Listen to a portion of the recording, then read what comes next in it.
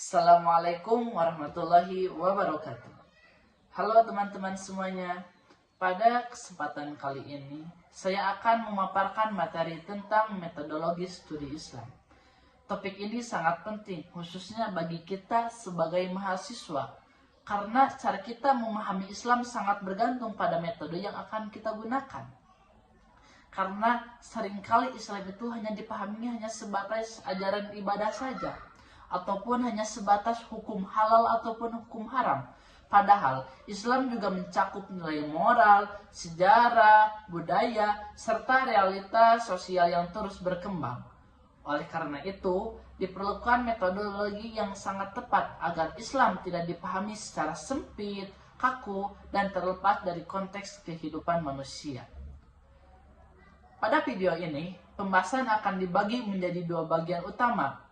Yang pertama yaitu penjelasan umum mengenai metodologi studi Islam.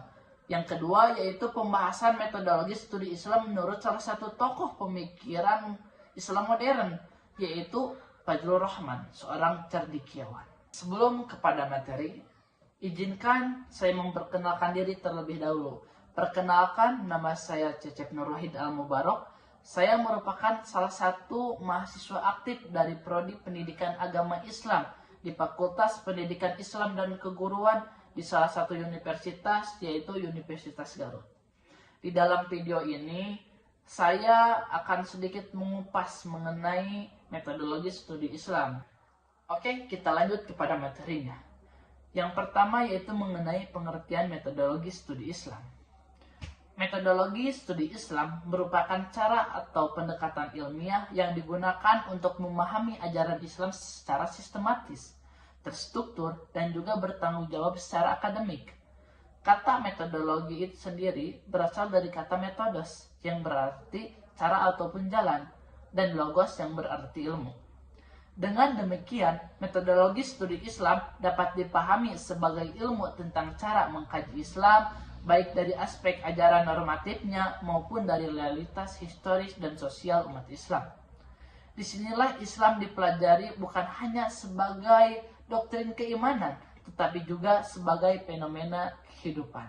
Yang kedua, mengenai ruang lingkup studi Islam. Dalam kajian akademik, studi Islam memiliki ruang lingkup yang sangat luas. Pertama, dalam aspek normatif dan juga teologis, yaitu kajian terhadap Al-Quran dan juga Al-Hadis sebagai sumber utama ajaran Islam. Yang kedua, aspek historis yang mengkaji perkembangan Islam dari masa Nabi hingga masa modern ataupun hingga sekarang.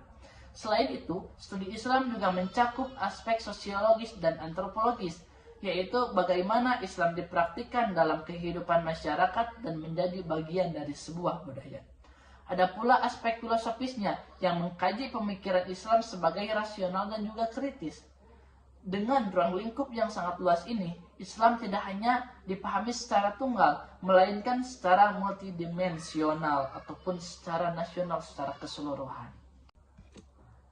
Yang ketiga yaitu tujuan metodologi studi Islam. Apa sih tujuan dari metodologi studi Islam ini? Tujuan utama dari metodologi studi Islam adalah membantu umat Islam memahami ajaran Islam secara komprehensif dan juga konstekstual. Metodologi ini mencegah terjadinya pemahaman yang tekstual semata, yang sering kali mengabaikan realitas sosial. Selain itu, metodologi studi Islam bertujuan untuk menjadikan Islam tetap relevan dalam menghadapi tantangan zaman modern, seperti perkembangan ilmu pengetahuan, teknologi, serta perubahan sosial dan juga budaya di era sekarang. Yang keempat adalah pendekatan dalam metodologi studi Islam. Ada beberapa pendekatan yang akan saya sebutkan di sini. Dalam metodologi studi Islam terdapat berbagai pendekatan yang dapat digunakan. Yang pertama yaitu pendekatan normatif, yang menekankan pada teks wahyu sebagai kebenaran utamanya.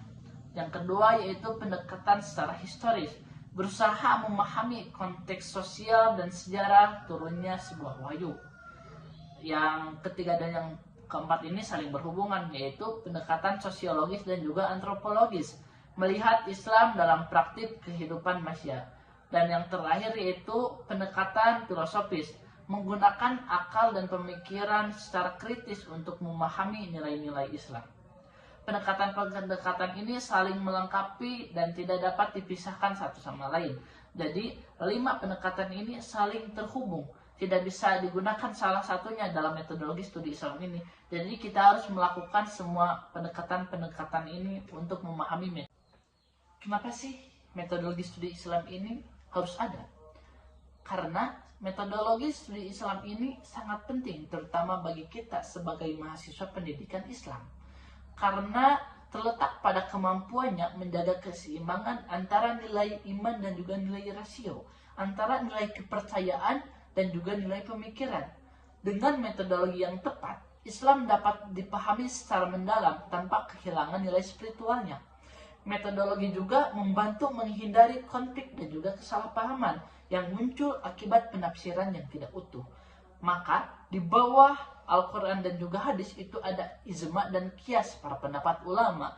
Setelah memahami gambaran umum mengenai metodologi studi Islam, selanjutnya saya akan membahas penerapan metodologi tersebut menurut salah satu tokoh pemikiran Islam modern, yaitu Fajrul Rahman, seorang cardikawan.